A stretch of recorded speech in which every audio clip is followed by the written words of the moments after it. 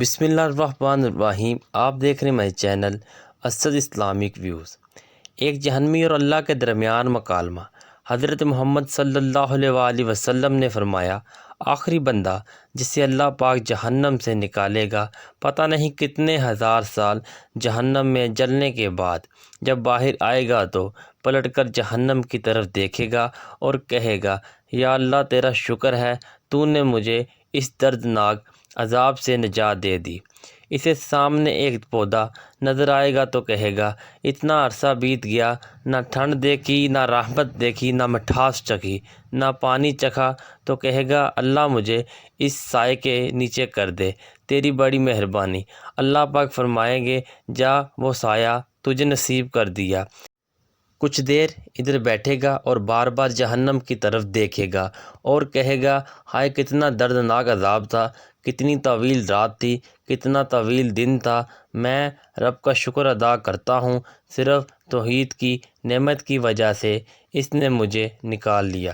سامنے ایک اور درخت کی طرف نظر جائے گی تو اس پودے سے کافی بڑا ہوگا تو کہے گا، اللہ ایک تجھ سے اور مطالبہ کرتا ہوں، آج کے بعد کوئی مطالبہ نہیں کروں گا، اس درخت کے سائے کے نیچے پہنچا دے، تیری بڑی مہربانی۔ اللہ پاک فرمائیں گے، پکا وعدہ کرتا ہے، اے بدبخت ساری زندگی گناہ کرتا رہا، اے نافرمان ساری زندگی میری ایک بات بھی نہیں مانی، شکر نہیں کرتا کہ جہنم سے نکال دیا ہے، اب فرمائشیں کرتا ہے، تو کہے گا، اللہ بس یہ آخری درخواست ہے، تیری عزت کی قسم اس کے بعد کوئی مطالبہ نہیں کروں گا، بس اس درخت کے نیچے پہنچا دے۔ اللہ پاک فرمائیں گے، جا تجھے نصیب کیا۔ ایک اور بڑا درخت دیکھے گا تو پھر تھوڑی دیر کے بعد کہے گا، اللہ میں دنیا میں تیری رحمت کو پہچان نہیں سکا، اب تو اپنی رحمت دکھا، بس اس درخت کے نیچے پہنچا دے، تیری بڑی مہربانی، تیری عزت کی قسم آخری مطالبہ ہے، اب کوئی مطالبہ نہیں کروں گا۔ اللہ پاک فرمائے گا، اتنا بڑا نافرمان مجرم آدمی، پھر فرمائشیں شروع کر دی، شکر نہیں کرتا جہنم سے نکال دیا ہے، تو کہے گا، یا اللہ تیری عزت کی قسم بس اب نہیں کہوں گا، یہ آخری مطالبہ ہے، تو اللہ پاک فرمائے گا، جا تجھے نصیب کیا۔ متعدد بار اس طرح کرے گا اور ایک درخت کے نیچے جا کر بیٹھے گا تو تھوڑی دیر وہاں بیٹھنے کے بعد اسے جنت میں ایک مقام نظر آئے گا۔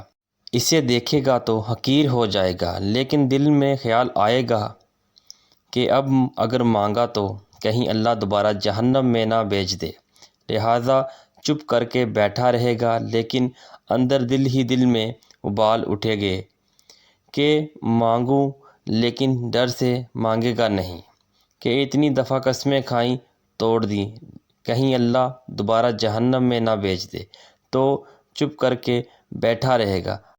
اب اللہ تو اندر کے بھید بھی جانتا ہے۔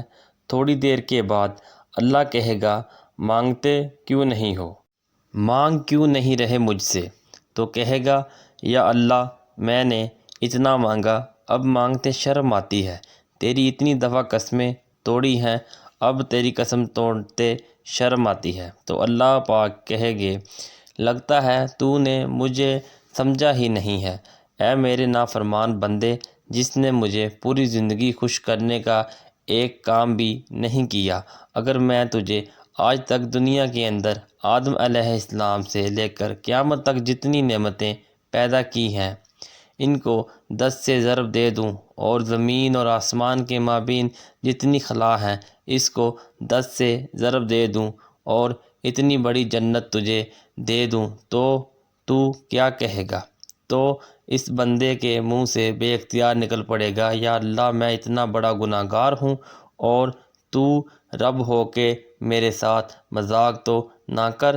تو حدیث میں آتا ہے، اللہ رب العزت اس کے جواب میں مسکرا پڑیں گے، اس سے راضی ہو جائیں گے اور فرمائیں گے، مذاق نہیں کر رہا، جا تجھے میں نے اتنی بڑی جنت عنایت کر دی۔ اس واقعہ کو صحیح بخاری اور صحیح مسلم سے یکجا کر کے ذکر کیا گیا ہے۔ اسد اسلامک ویوز ویڈیو کو شیئر لازمی کریں ایک بار درود شریف پڑھ لیں۔ آپ کو ہماری ویڈیو کیسی لگی ضرور بتائیے گا۔ ملتے ہیں نیکسٹ ویڈیو میں، تب تک کے لیے اللہ نگہبان۔